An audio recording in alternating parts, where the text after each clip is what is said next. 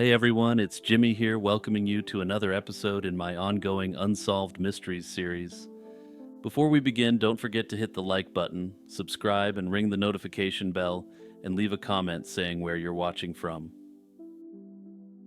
In March 2003, surveyors found a young woman's skeleton in a wooded creek bed near a highway by Knoxville's airport in Alcoa, Tennessee. To this day, no one knows her name.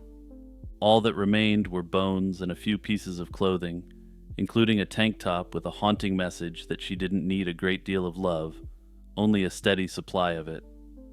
Investigators simply called her the Blount County Jane Doe, beginning a cold case mystery that has haunted the area for over 20 years.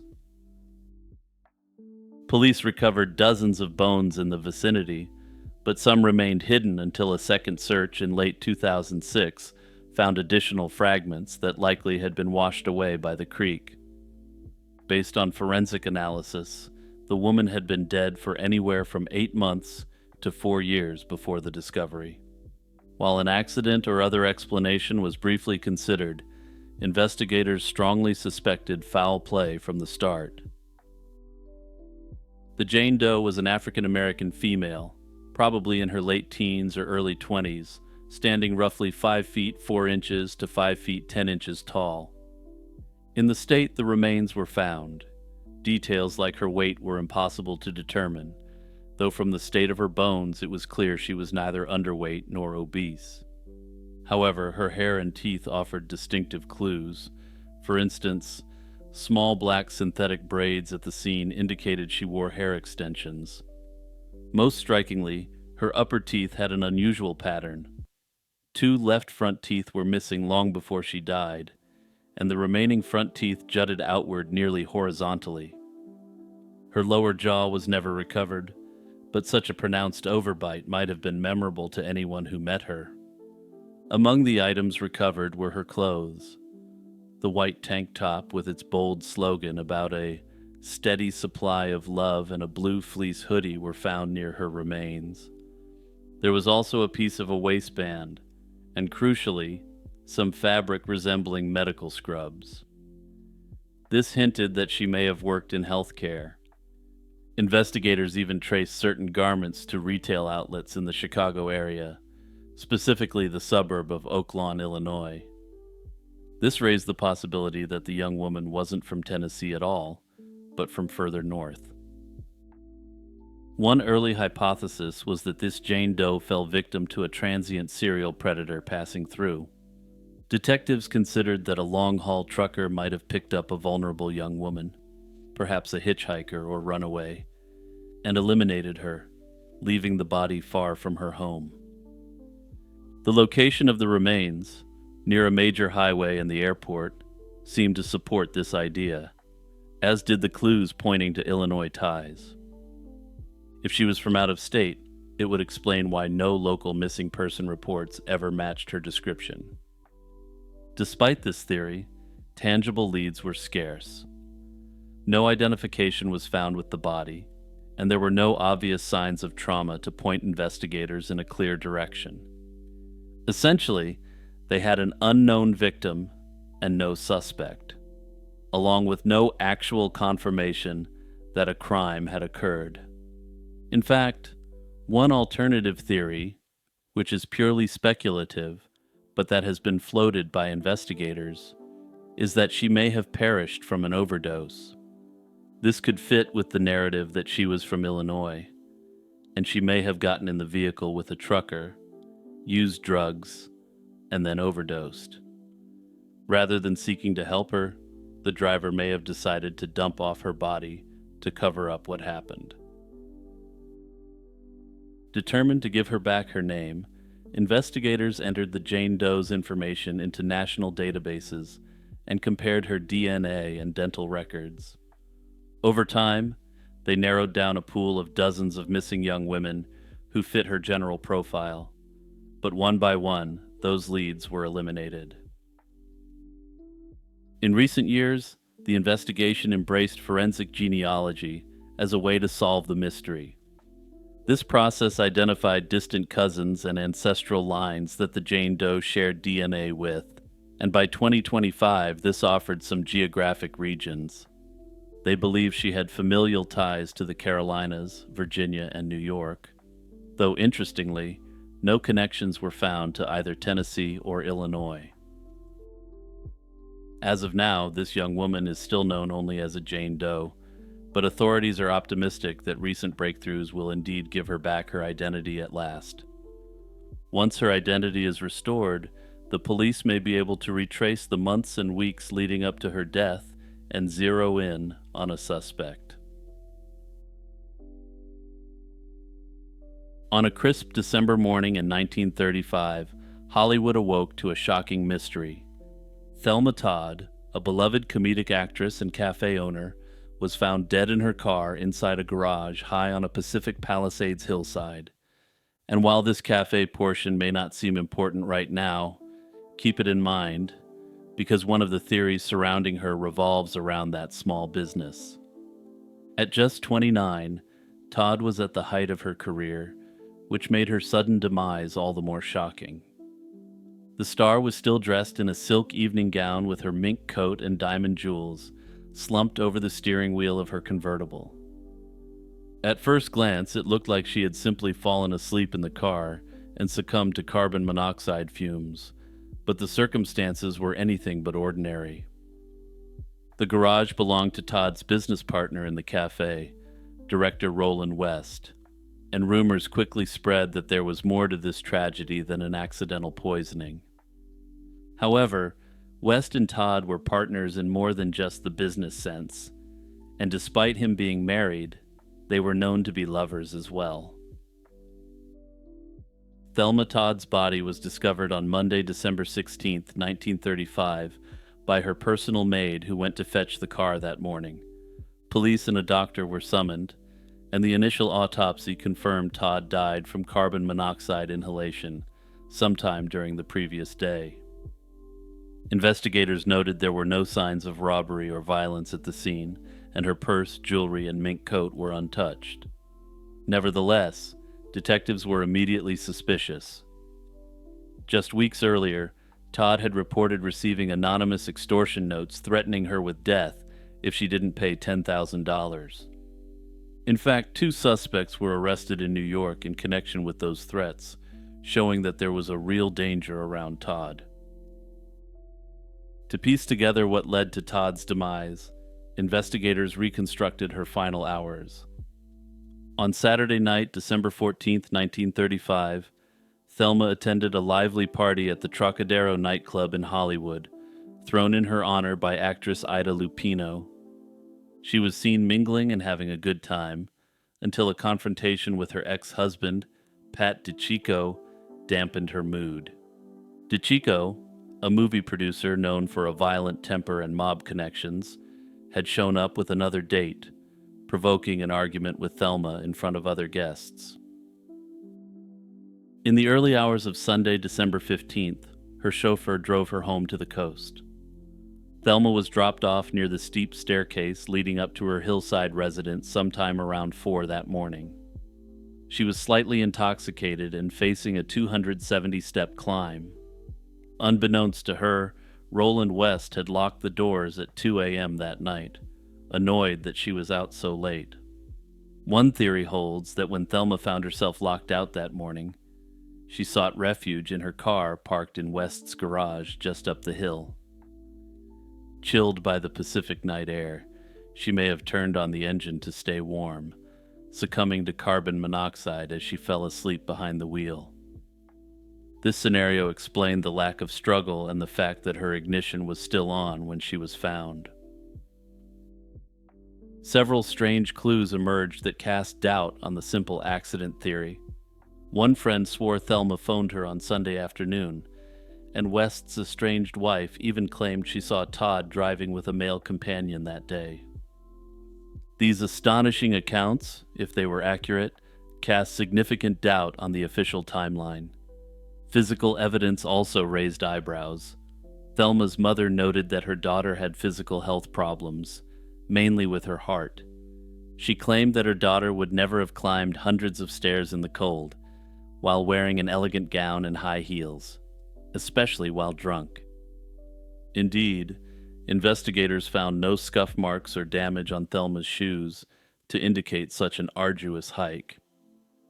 Personally, I think this is perhaps the most bizarre piece of evidence, since climbing upstairs in the dark while intoxicated often leads to feet accidentally hitting the stairs. I imagine this would be doubly true if trying to do so in a formal dress and high heels, but I've got to admit I've got no personal experience with that. More alarmingly, the autopsy uncovered signs of trauma, a broken nose and telltale bruising around her throat. These were injuries not consistent with a relatively peaceful death by carbon monoxide poisoning. These hints of foul play only intensified suspicions that someone had staged the scene to cover up something much more sinister. By December 18th, the Los Angeles County Grand Jury was convened to investigate Todd's death amid intense media coverage. The sensational hearing featured everyone from West and his wife to the maid and chauffeur, each offering conflicting testimonies. In the end, after weeks of headlines, the grand jury could not reach a clear conclusion. They declared there was insufficient evidence to charge anyone, and officially determined her demise was likely simply an accident. Over the years, suspicion has fallen on a few key figures in Thelma Todd's life, and Roland West, her lover and business partner, was a prime suspect from the start. Known for being controlling and jealous, West admitted to police that he locked Thelma out that night to quote-unquote teach her a lesson. Decades later, rumors circulated that West allegedly made a deathbed confession to a friend, claiming he accidentally caused Thelma's death. West was never charged, but the scandal effectively ended his film directing career and tarnished his legacy. Pat DiCicco, her ex-husband, also drew scrutiny. He had allegedly been physically violent towards Thelma during their marriage and had well-documented anger issues. However, nothing concrete ever linked DiCicco to Thelma's demise, and there was no particular motive except for potential jealousy. Perhaps the most chilling theory involved Lucky Luciano. The infamous gangster had been acquainted with Thelma through her ex-husband, and had even dated her for a time. Luciano reportedly wanted to use Thelma's seaside cafe as a gambling den, a proposal she firmly rejected. In the weeks before her death, Thelma confided that she'd been threatened by underworld figures, and some suspected Luciano ordered a hit when he didn't get his way. Indeed, the extortion letters demanding money under threat of death hinted at mob involvement. Though the Luciano theory remains unproven, and he was never formally implicated, his name continues to loom large in the legend of the case.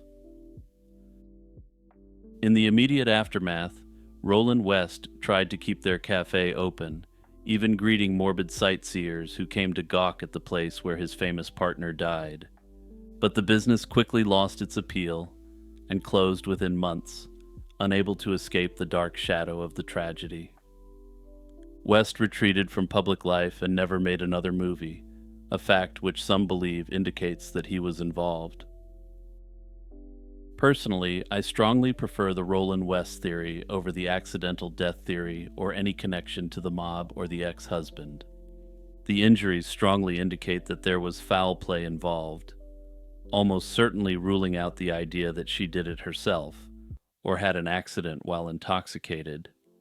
I also find it unlikely that a mobster of the level of influence of Lucky Luciano would have risked attracting the heat associated with putting a hit on Thelma. After all, he was managing a vast criminal enterprise at the time, and her refusal to allow a gambling den in her cafe seems like a comparatively minor slight. DiCicco's a more likely candidate, and it's always possible that he slew her out of jealousy. However, the idea that her current partner at her time of death, who was known to be extremely controlling, was involved seems much more likely to me. West even went so far as to lock her out on the night in question, which, if the official timeline is to be believed, is how she ended up in the garage to begin with. In the end, though, we will never know for certain. and Thelma Todd's case will always be an unsolved mystery from the golden age of Hollywood. Hey everyone, it's Jimmy here with a quick reminder to like and share this video if you're enjoying it, and to hit the notification bell. Also, don't forget to check out the Patreon or the YouTube membership to take your support for my channel to the next level. November 22nd, 1963, dawned like any other Friday morning in the coastal town of Oxnard, California. As telephone operators managed the routine flurry of calls, nothing seemed out of the ordinary until just after 10 a.m. One call broke the calm and turned into a chilling footnote of history. While President John F. Kennedy waved to cheering crowds in Dallas that day, thousands of miles away, an Oxnard operator found herself connected with a bizarre individual. There was absolutely no greeting from the caller, only faint static, and then a whispering voice. The operator and a colleague listened in astonishment as an unknown woman on the line softly warned that the president was about to be slain. It sounded unbelievable, perhaps just a cruel prank, or the ramblings of a disturbed mind. But within minutes, it came true. Barely 15 minutes after that hushed warning, news broke that President Kennedy had been shot in Dallas.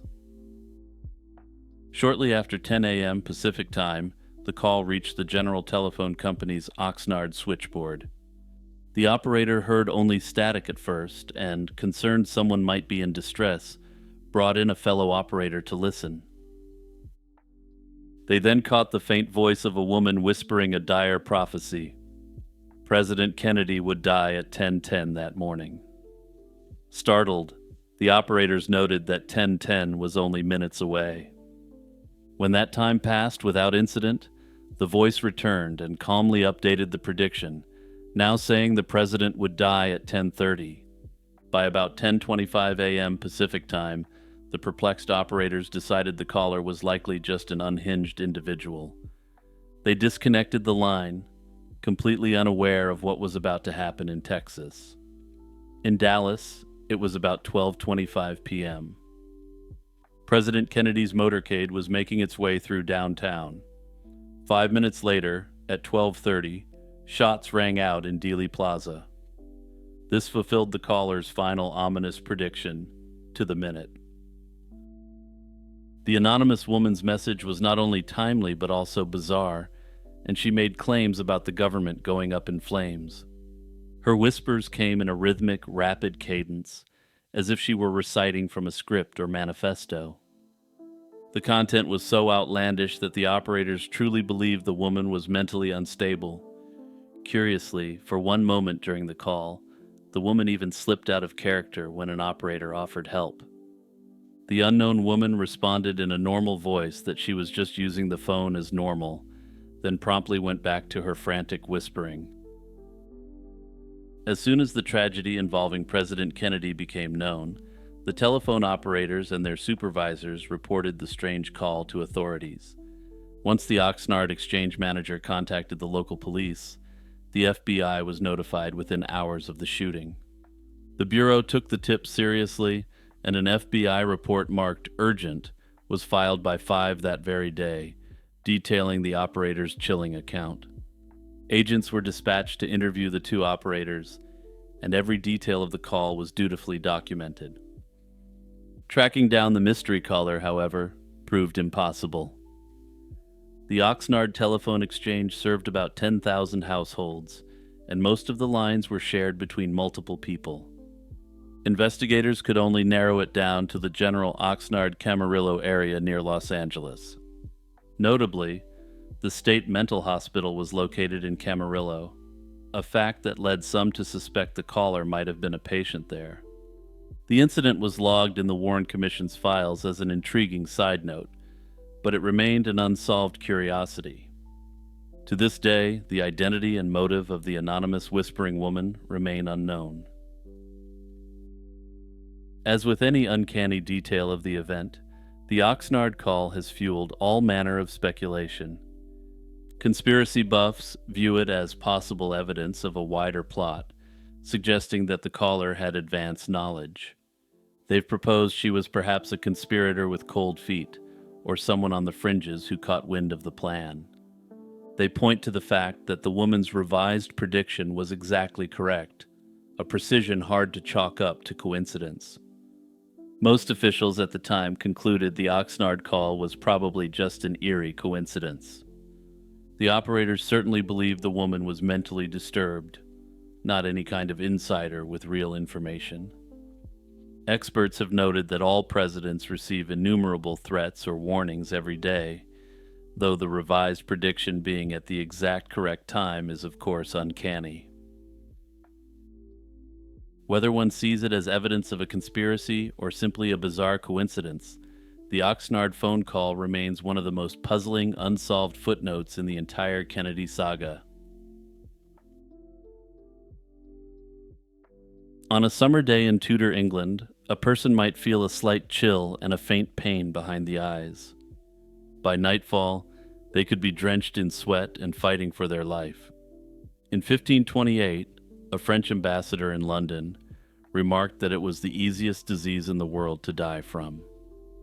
Mild aches in the head and chest could suddenly turn fatal as a drenching fever swept over the victim.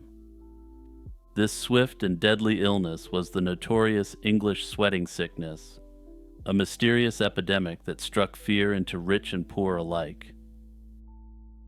The first outbreak of sweating sickness erupted in 1485, just as Henry Tudor seized the English throne, and a terrifying contagion swept through London. Contemporary reports claim that roughly 15,000 Londoners, nearly one-third of the city's population, perished in 6 weeks. The disease was so feared that the new king postponed his coronation to avoid infection. Then, as abruptly as it appeared, the outbreak vanished completely by the autumn of 1485. Over the next few decades, the sweat returned in sporadic waves. In 1502, the illness may have even taken the life of Prince Arthur, the eldest son of Henry VII. Another outbreak hit in 1507, followed by a much larger epidemic in 1517. Each time, the illness raged for only a few weeks before fading away again. This pattern of sudden, short-lived epidemics made the sweating sickness stand out from other pestilences of the era, which typically lingered for months or years. The most devastating wave struck in 1528, spreading terror across England and even reaching into parts of continental Europe. The epidemic of 1528 began in London in late spring, then rapidly swept across England, sparing only the far north, and even crossed the sea. In London, the death toll climbed so quickly that King Henry VIII fled his capital in a panic. Henry VIII, often remembered as a bold monarch, was in fact a notorious hypochondriac. When he learned that the dreaded disease was back, he broke up the royal court and fled to the countryside, moving between safe houses. Courtiers with means also fled, while the poor had no choice but to remain crowded in the disease-ridden city. Even the king's inner circle wasn't spared. Anne Boleyn fell ill with the sweat while sheltering at her family's castle in Kent. Despite Henry's professions of love, he kept his distance, and instead dispatched his physician, along with a heartfelt letter, to care for Anne. Fortunately, she survived her bout of sickness. Many others at court were less lucky. Thomas Cromwell lost his wife and 2 daughters in the 1528 outbreak, and the Duke of Suffolk lost 2 young sons to the disease. Even the powerful Cardinal Wolsey was infected, though he managed to recover. From England, the 1528 epidemic leapt to mainland Europe. Merchants or travelers carried the disease to the port of Hamburg, where it arrived by July 1529. From there, the sickness spread across other parts of Germany and into Scandinavia, causing brief but lethal outbreaks in cities from Cologne to Stockholm. Strangely, it never penetrated France or Italy at all, despite frequent travel by German merchants and nobles to those regions. By the end of 1529, the sweat had entirely vanished from Europe as suddenly as it had appeared, and it never returned to the continent. What made the English sweat so frightening was the speed of its course. A prominent physician of the time, John Caius, who treated victims during the final 1551 outbreak, recorded that the sickness typically began suddenly. Victims first had the chills and then experienced violent shivering, dizziness, headache, and intense pains in the neck and limbs. Within mere hours, this cold stage gave way to a raging fever and drenching perspiration. Patients became feverishly hot, delirious, and desperately thirsty as their hearts pounded. Many felt an overwhelming urge to sleep, which Caius warned was often a fatal omen. If a sufferer succumbed to that drowsiness, they might never wake up. Astonishingly, a full cycle of the illness could run its course in a single day. People were either dead or recovering within about 24 hours of the first symptoms. Unlike diseases such as bubonic plague, the sweating sickness produced no telltale swellings or sores on the body. Its signature feature was the extensive clammy sweat, accompanied by a feeling of suffocation and chest pain. The illness struck most often in the warmer months of summer and early autumn, and it could recur in the same person, so surviving one attack didn't grant immunity. Some individuals, such as Cardinal Wolsey, endured multiple bouts over the years and lived to tell of it. But in many areas, the death rate was ghastly. Reports from the time claimed mortality as high as 30% to 50% of those who caught the sweat. With no understanding of the cause and no effective treatment, Tudor physicians and patients were left helpless against this aggressive affliction. The question of what the sweating sickness was has puzzled physicians, scientists, and historians for centuries. Even in the 1500s, people recognized it wasn't like the epidemics they knew. Lacking any germ theory, Tudor doctors blamed bad air or poisonous mists for the illness.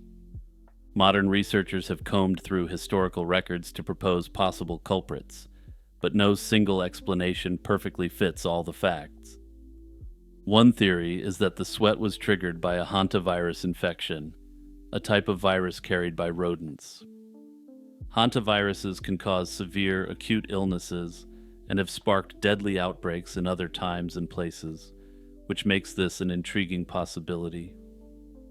Another hypothesis is that the disease was a form of inhaled anthrax poisoning, perhaps from handling contaminated wool, which can cause sudden fever and sweating if breathed in. Some have even speculated about a mosquito-borne virus similar to dengue fever. None of these theories is completely satisfying. Anthrax and hantavirus infections today don't usually spread rapidly from person to person. Yet Tudor accounts imply that the sweat could sweep through households and towns with frightening speed. Another clue comes from a later illness known as Picardy sweat, which broke out in France a few centuries after the English sweat disappeared. Investigators in the 19th century noted that French farm workers who slept close to the ground were often victims, hinting that rodents and their fleas might have been involved. Yet the Picardy sweat came with a skin rash, a detail never mentioned despite the numerous English accounts from English writers. The legacy of the sweating sickness is one of fear and mystery. In its time, it appeared without warning, killed swiftly, and then vanished completely. It altered royal decisions, haunted a generation, and left behind an enduring medical enigma. 5 centuries later, the English sweating sickness remains a sobering reminder of how an epidemic can blaze through humanity and then disappear, leaving only terrified recollections. In the spring of 1997, police in Mons, Belgium made a nightmarish discovery: a cluster of garbage bags filled with severed human limbs dumped along a quiet road. This gruesome find was only the beginning. Over the next few weeks, More bags of body parts appeared around the city, deliberately placed where they would be easily found. It quickly became clear that a serial predator was at work, one whom the press would soon nickname the Butcher of Mons. Between early 1996 and the summer of 1997, 5 women vanished in and around Mons without anyone connecting their cases. Their disappearances only made sense after the killer began revealing his disturbing handiwork in March 1997. On March 22nd of that year, 9 trash bags stuffed with dismembered human remains were discovered beneath a secluded street. Shockingly, the bags contained body parts from 3 different victims, a deliberate mixing that made identification difficult. The very next day, a 10th bag turned up on the same street, in an area that had already been searched, almost as if the killer was watching and taunting the investigators. In the following weeks, more grotesque packages appeared at various dump sites around Mons, including along local rivers and quiet back roads. In total, around a dozen garbage bags containing the remains of all 5 missing women were ultimately recovered across the area. Each location seemed chosen for effect. Many sites had ominous or symbolic names. For example, one bag was left on Chemin de l'Inquiétude, or the Path of Worry. Others were placed near the River Haine, French for hatred. It was as if the killer was playing a twisted game, placing body parts in places that literally signified fear and dread. Investigators also noted that the perp often left the bags in plain sight and seemed to delight in dumping more bags right after the police searched the area. This suggested that he viewed himself as playing a high-stakes cat-and-mouse game with the authorities. It also suggested that he was near the scene watching the cops work, and may even have had the bags on his person at the time. All 5 known victims were local women from the Mons area, and each had struggled with personal difficulties while frequenting the city's train station district. The first was Carmelina Russo, 42, who disappeared on January 4th, 1996. A few weeks later, her severed pelvis was found floating in the Scheldt River over the French border, a discovery not initially linked to a broader pattern. In July 1996, Martine Bone, a 43-year-old escort from France, went missing.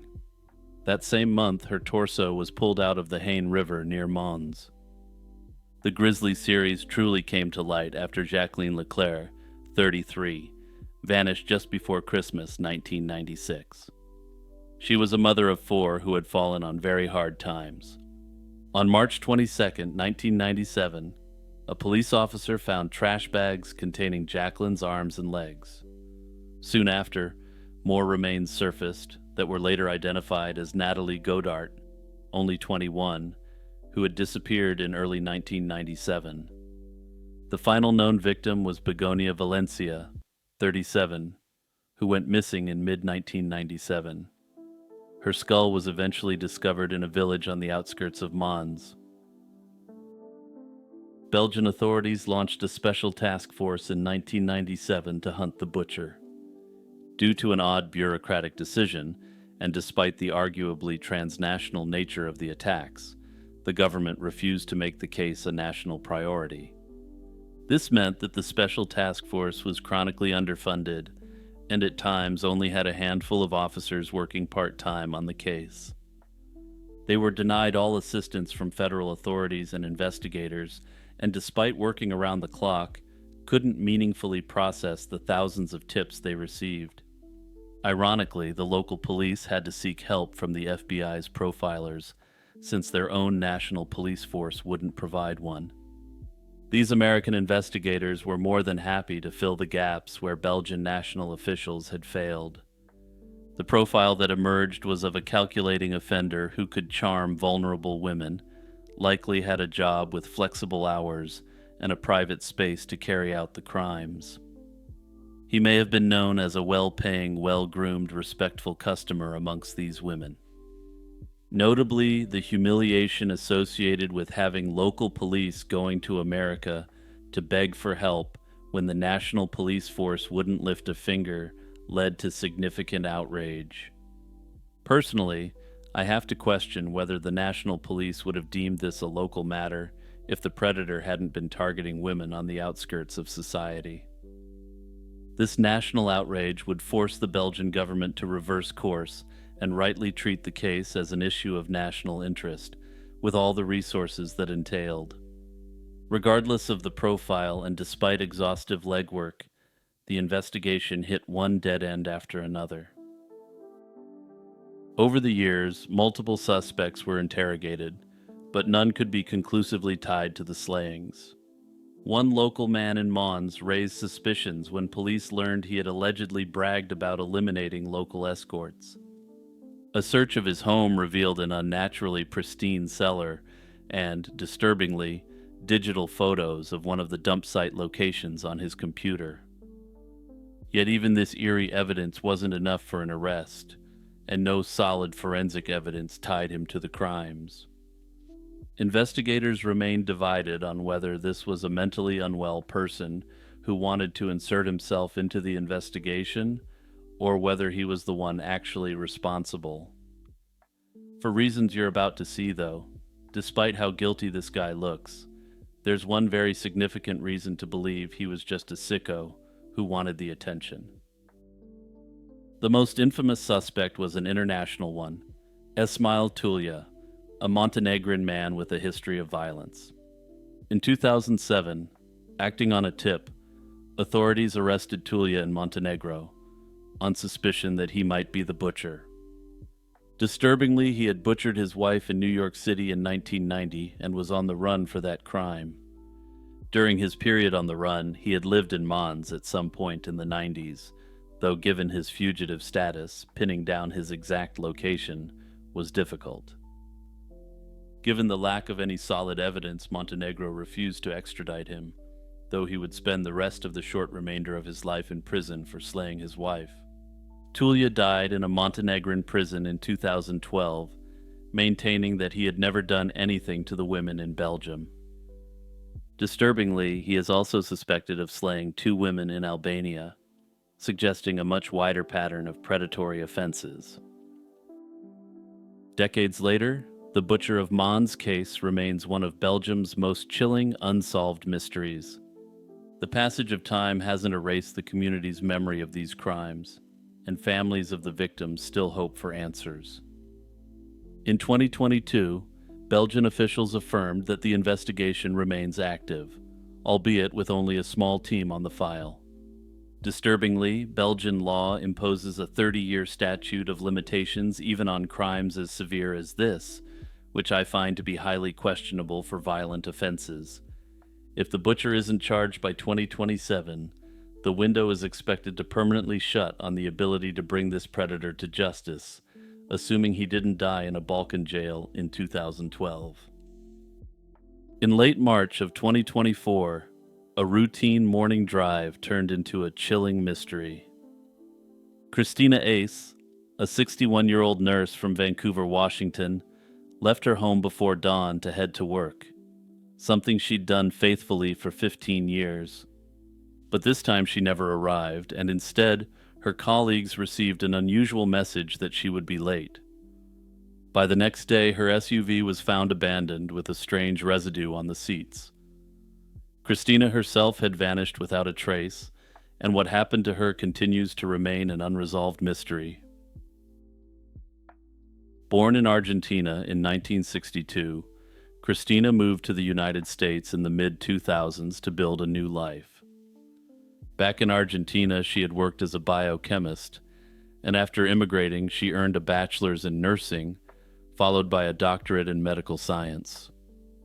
This impressive background led her to a career in elder care. By 2024, Christina was the nursing director at the Roselyn Care Center in West Lynn, Oregon, where she had worked for about 15 years.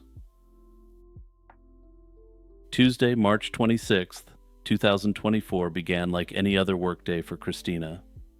She was last seen by her husband around 6:30 a.m. that morning as she left their Vancouver home to drive to work across the Columbia River in Oregon.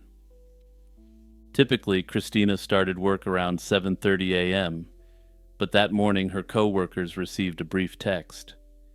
It was from her phone, and it was sent at about 6:30 a.m., indicating she would arrive around 8:30 instead. No explanation was given for this 1-hour delay, which struck her colleagues as unusual.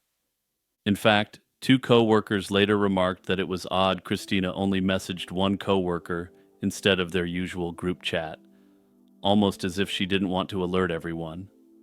Still, the message suggested Christina was on her way, just running late. However, Christina never showed up at the care facility that day. By mid-morning, concern was mounting, especially since this was a woman who never missed work without prior notice in 15 years. Her co-workers tried to reach her, but calls went straight to voicemail. By early afternoon, the Roseland Care Center's executive director phoned Christina's husband, Anibal Diaz, to ask if she was okay. It turns out he was just as shocked to hear she hadn't arrived at work, and for good reason. He had watched her leave for her normal shift and had no idea she planned on coming in late. Alarmed by her unexplained absence, both Anibal and Christina's co-workers independently contacted the police that same day to report her missing. A search for the missing nurse was now underway, just hours after she was last seen. Initial searches found no sign of Christina herself, but a series of unsettling clues soon surfaced. The day after she vanished, on March 27th, investigators discovered Christina's vehicle, a dark gray 2013 Toyota RAV4, parked on a roadside about a mile from her apartment in Vancouver. The SUV was unoccupied and appeared as if someone had left it in haste. Tellingly, the rearview mirror was skewed, and more disturbingly, a white residue coated several surfaces inside the car. It looked as if someone might have wiped down the interior with bleach or another cleaner, an ominous sign that suggested evidence could have been deliberately scrubbed, literally. Police seized the vehicle for forensic analysis, considering the unusual state of the car a major red flag. The fact that the car had reappeared near her home, seemingly cleaned, raised many questions. Had Christina driven off and then returned on her own? Or had someone else driven her car back to her neighborhood after harming her? Investigators noted that whoever brought the SUV back must have known where Christina lived or found her address, hinting at a possible personal connection. Meanwhile, detectives delved into Christina's cell phone records, which revealed a puzzling journey on the morning of March 26th. Data from her phone showed that after leaving home at 6:34 a.m., she drove south from Vancouver into Portland via Interstate 205. At 6:47 a.m., her phone took the Foster Road exit into a residential area of southeast Portland. Instead of continuing toward her workplace, the phone stayed in the vicinity of a neighborhood near Glenwood Park for over 3 hours that morning. During that period, roughly 6:48 to 10 a.m., the phone's signals suggested movement between the park and one or more houses nearby. At 10 a.m., the device pinged near the intersection of Flavel Street and 92nd Avenue, a spot adjacent to that same park, and then it went dark, either powered off or disabled. After a full forensic review of the phone and all records, the authorities determined it was never turned on again. The area around Glenwood Park is a residential zone, and it has a reputation for higher crime-related activities. The phone data suggested this was not a one-time occurrence either. Investigators discovered that on at least 2 prior occasions in the weeks before her disappearance, Christina had traveled to that same southeast Portland vicinity. Each time, she left home around 6:30 a.m.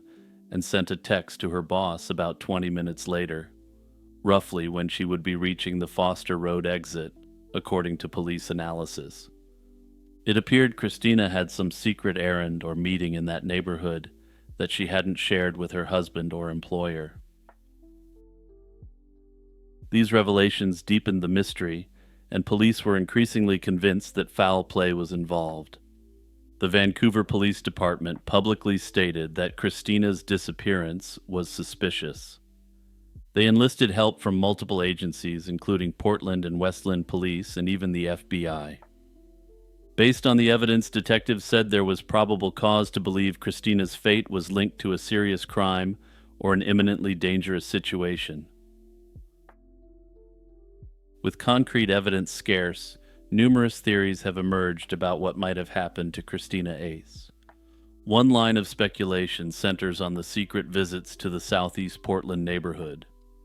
Some who know Christina find it hard to believe she would lie about her whereabouts unless she had a compelling personal reason.